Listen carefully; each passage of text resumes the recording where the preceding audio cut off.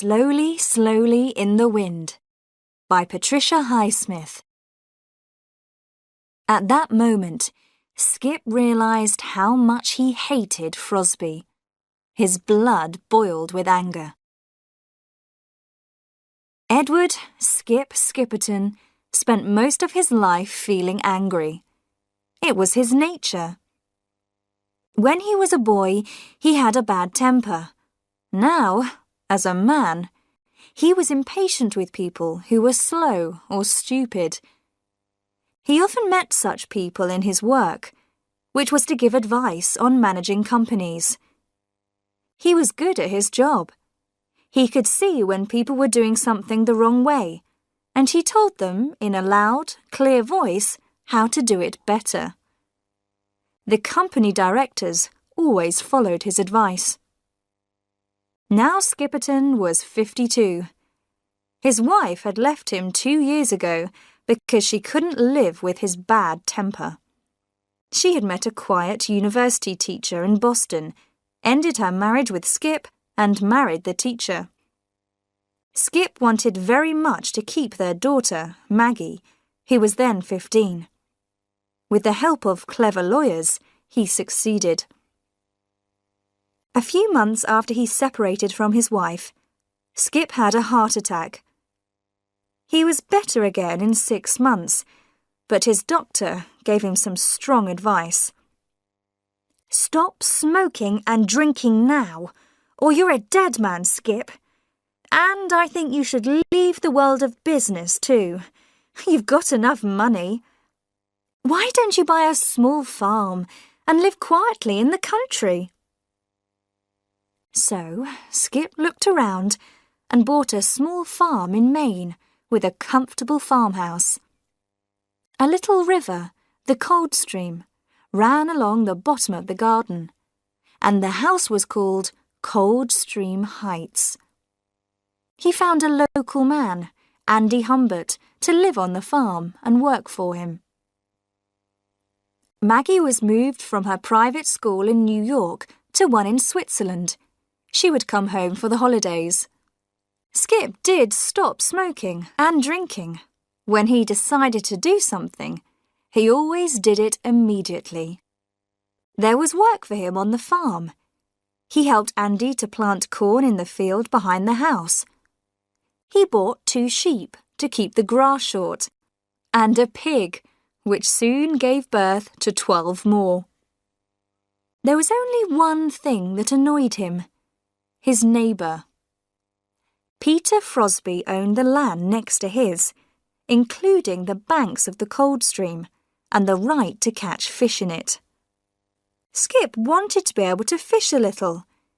He also wanted to feel that the part of the river which he could see from the house belonged to him. But when he offered to buy the fishing rights, he was told that Frosby refused to sell. Skip did not give up easily. The next week, he telephoned Frosby, inviting him to his house for a drink. Frosby arrived in a new Cadillac, driven by a young man. He introduced the young man as his son, also called Peter. Frosby was a rather small, thin man with cold grey eyes. "The Frosbys don't sell their land," he said. "We've had the same land for nearly 300 years, and the river's always been ours. I can't understand why you want it." "I'd just like to do a little fishing in the summer," said Skip. "And I think you'll agree that the price I offer isn't bad. $20,000 for about 200 meters of fishing rights. You won't get such a good offer again in your lifetime." "I'm not interested in my lifetime," Frosby said with a little smile. "I've got a son here." The son was a good-looking boy with dark hair and strong shoulders, taller than his father. He sat there with his arms across his chest and appeared to share his father's negative attitude. Still, he smiled as they were leaving and said, You've made this house look very nice, Mr. Skipperton. Skip was pleased. He had tried hard to choose the most suitable furniture for the sitting room. I see you like old-fashioned things, said Frosby. That scarecrow in your field. We haven't seen one of those around here for many years. I'm trying to grow corn out there, Skip said. I think you need a scarecrow in a cornfield. Young Peter was looking at a photograph of Maggie, which stood on the hall table. Pretty girl, he said. Skip said nothing. The meeting had failed. Skip wasn't used to failing. He looked into Frosby's cold grey eyes and said, I've one more idea. I could rent the land by the river for the rest of my life, and then it goes to you, or your son. I'll give you $5,000 a year. I don't think so, Mr. Skipperton. Thank you for the drink, and goodbye. Stupid man, said Skip to Andy as the Cadillac moved off. But he smiled. Life was a game, after all. You won sometimes, you lost sometimes. It was early May. The corn which they had planted was beginning to come up through the earth. Skip and Andy had made a scarecrow from sticks joined together. One stick for the body and head, another for the arms, and two more for the legs. They had dressed it in an old coat and trousers that Andy had found, and had put an old hat of Skip's on its head. The weeks passed, and the corn grew high. Skip tried to think of ways to annoy Frosby, to force him to rent part of the river to him. But he forgot about Frosby when Maggie came home for the summer holidays. Skip met her at the airport in New York, and they drove up to Maine. Skip thought she looked taller. She was certainly more beautiful. I've got a surprise for you at home, Skip said. Oh, a horse, perhaps? Skip had forgotten she was learning to ride. No, not a horse. The surprise was a red Toyota.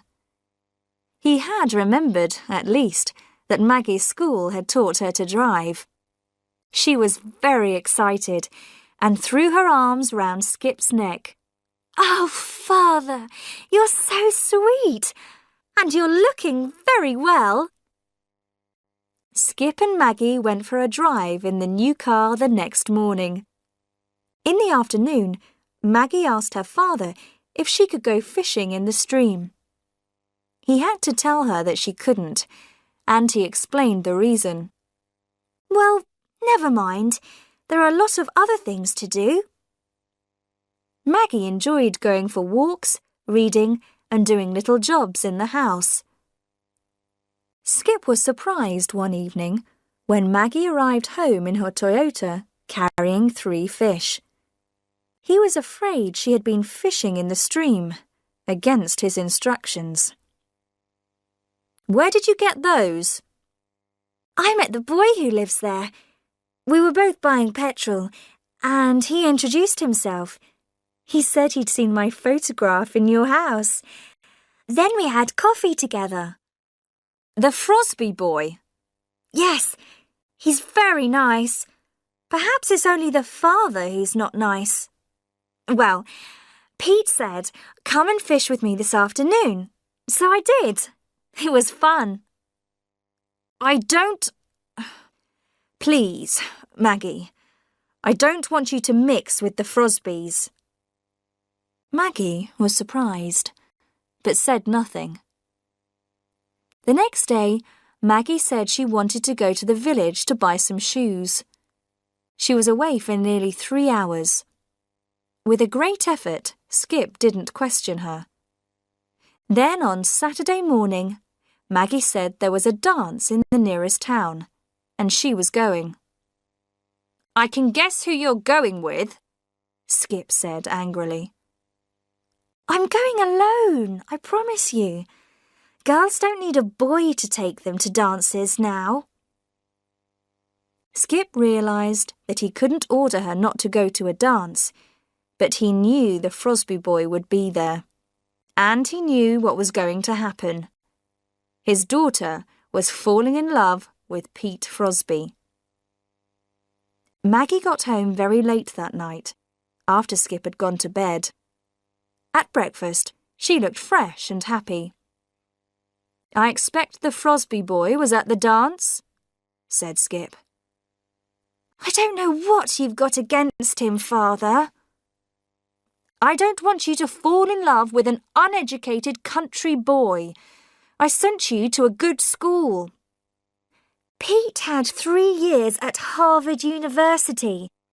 Maggie stood up. I'm almost 18, Father. I don't want to be told who I can and can't see.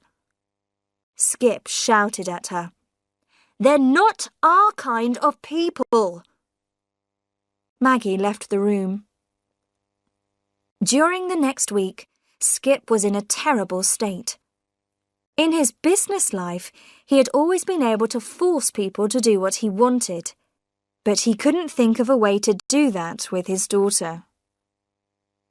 The following Saturday evening, Maggie said she was going to a party.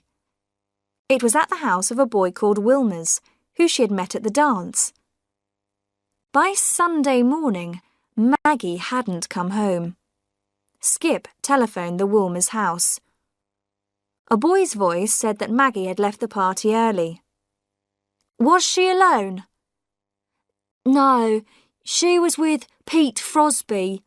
She left her car here. Skip felt the blood rush to his face. His hand was shaking as he picked up the telephone to call the Frosby house. Old Frosby answered. He said Maggie was not there, and his son was out at the moment. What do you mean? Do you mean he was there earlier and he went out? Mr. Skipperton, my son has his own ways, his own room, his own key, his own life. I'm not going to...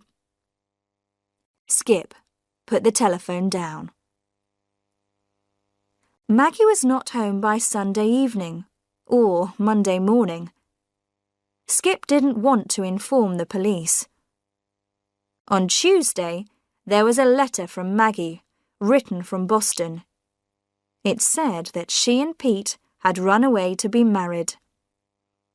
You may think this is sudden, but we do love each other, and we know what we're doing. I didn't really want to go back to school. Please don't try to find me. You'll hear from me next week. I was sorry to leave my nice new car. Love always, Maggie. For 2 days, Skip didn't go out of the house, and he ate almost nothing. He felt 3/4 dead. Andy was very worried about him. When he needed to go to the village to buy some food, he asked Skip to go with him. While Andy did the shopping, Skip sat in the car, looking at nothing. But then a figure coming down the street caught his eye. Old Frosby. He hoped Frosby wouldn't see him in the car, but Frosby did. He didn't pause, but he smiled his unpleasant little smile as he went past. At that moment, Skip realised how much he hated Frosby.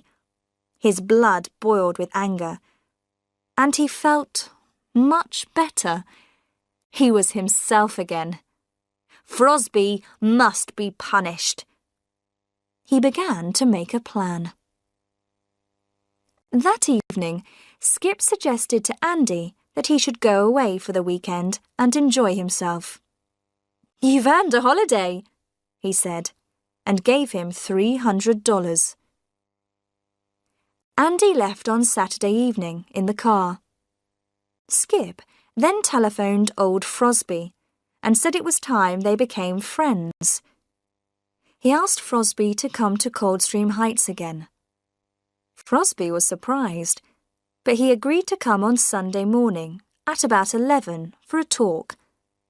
He arrived in the Cadillac alone. Skip acted quickly. He had his heavy gun ready, and as soon as Frosby was inside the door, he hit him on the head several times with the end of the gun, until Frosby was dead. He then took off his clothes and tied an old cloth round the body. He burned Frosby's clothes in the fireplace and hid his watch and rings in a drawer. Then Skip put one arm around Frosby's body and pulled him out of the house and up the field to the scarecrow. The corn had already been cut. He pulled down the old scarecrow and took the clothes off the sticks. He dressed Frosby in the old coat and trousers, tied a small cloth round his face, and pushed the hat onto his head. When he stood the scarecrow up again, it looked almost the same as before. As Skip went back to the house, he turned round many times to admire his work. He had solved the problem of what to do with the body. Next, he buried Frosby's watch and rings under a big plant in the garden. It was now 12:30, and he had to do something with the Cadillac. He drove it to some woods a few kilometres away and left it there, after cleaning off all his fingerprints. He hadn't seen anybody. Soon after he got home, a woman telephoned from Frosby's house, his housekeeper, Skip guessed, to ask if Frosby was with him. He told her that Frosby had left his house at about 12, and he hadn't said where he was going. He said the same thing to the policeman who came to see him in the evening, and to Maggie when she telephoned from Boston. He found it easy to lie about Frosby. Andy arrived back the next morning, Monday. He had already heard the story in the village, and also knew that the police had found Frosby's car not far away in the woods. He didn't ask any questions. In the next week, Skip spent a lot of time watching the scarecrow from his upstairs bedroom window. He thought with pleasure of old Frosby's body there, drying, slowly, slowly in the wind. After 10 days, the policeman came back, with a detective. They looked over Skip's house and land, and they looked at his 2 guns. They didn't find anything. That evening, Maggie came to see him. She and Pete were at the Frosby house. It was hard for Skip to believe she was married. It had all happened so fast. "Pete's very worried and upset," she said. "Was Mr. Frosby unhappy when he visited you?" Skip laughed. "No, very cheerful and pleased with the marriage. Are you going to live at the Frosby house?" "Yes, I'll take some things back with me." She seemed cold and sad, which made Skip unhappy. "I know what's in that scarecrow," said Andy one day. "Do you? What are you going to do about it?" Skip asked. "Nothing. Nothing," Andy answered with a smile. "Perhaps you would like some money, Andy. A little present for keeping quiet?" "No, sir," Andy said quietly. "I'm not that kind of man." Skip didn't understand. He was used to men who liked money, more and more of it. Andy was different. He was a good man. The leaves were falling from the trees, and winter was coming. The children in the area were getting ready to celebrate the evening of the 31st of October, when people wore special clothes and had special things to eat, and lit great fires outside and danced around them singing songs. No one came to Skip's house that evening. There was a party at the Frosbys' house. He could hear the music in the distance. He thought of his daughter dancing, having a good time. Skip was lonely, for the first time in his life. Lonely. He very much wanted a drink, but he decided to keep his promise to himself. At that moment, he saw a spot of light moving outside the window. He looked out. There was a line of figures crossing his field, carrying lights. Anger and fear rushed through him. They were on his land. They had no right. And they were children, he realized. The figures were small. He ran downstairs and out into the field. "What do you think you're doing?" he shouted. "Get off my property!" The children didn't hear him. They were singing a song. "We're going to burn the scarecrow." "Get off my land!" Skip fell and hurt his knee. Now the children had heard him, he was sure, but they weren't stopping. They were going to reach the scarecrow before him. He heard a cry. They had got there. There were more cries, of terror mixed with pleasure. Perhaps their hands had touched the body. Skip made his way back to his house. It was worse than the police. Every child was going to tell his parents what he had found. Skip knew he had reached the end. He had seen a lot of men in business reach the end. He had known men who had jumped out of windows. Skip went straight to his gun. He put the end in his mouth and fired. When the children came running back across the field to the road, Skip was dead. Andy heard the shot from his room over the garage.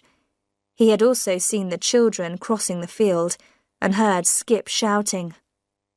He understood what had happened. He began walking towards the house. He would have to call the police. Andy decided to say that he didn't know anything about the body in the scarecrow's clothes. He had been away that weekend, after all.